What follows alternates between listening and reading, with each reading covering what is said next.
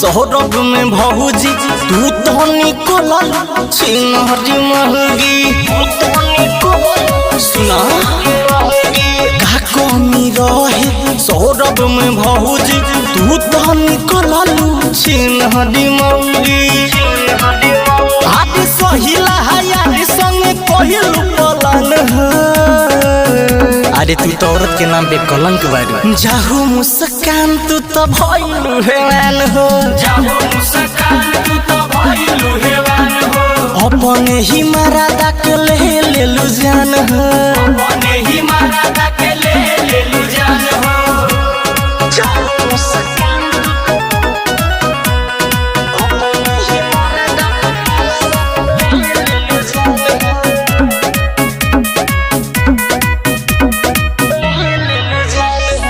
हाथों न का बोल तू ऐसा काम में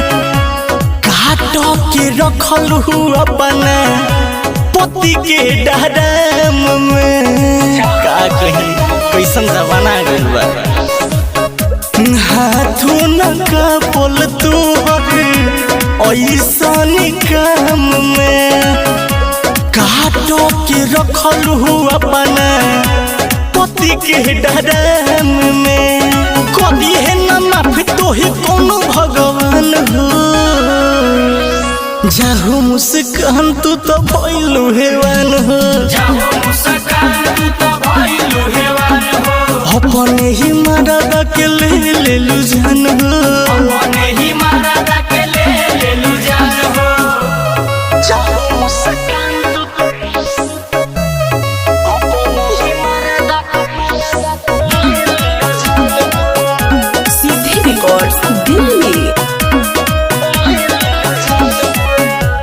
अब ना भरोसा होई अवरत जात पे जानी बन के जान लेवे अबे आवकात पे का कही अब ना भरोसा होई अवरत जात पे जानी बन के जान लेवे वकात पे सुतल कानूनी बाटे बंदी कति काने हो जाहू मुस्कान तू तो भइलु हेवान हो जाहू मुस्कान तू तो भइलु हेवान हो अपने ही मरादा के लेलु जान हो अपने ही मरादा के लेलु जान हो अरे जा मरद रहे तोहार तनिको ना सोचलू।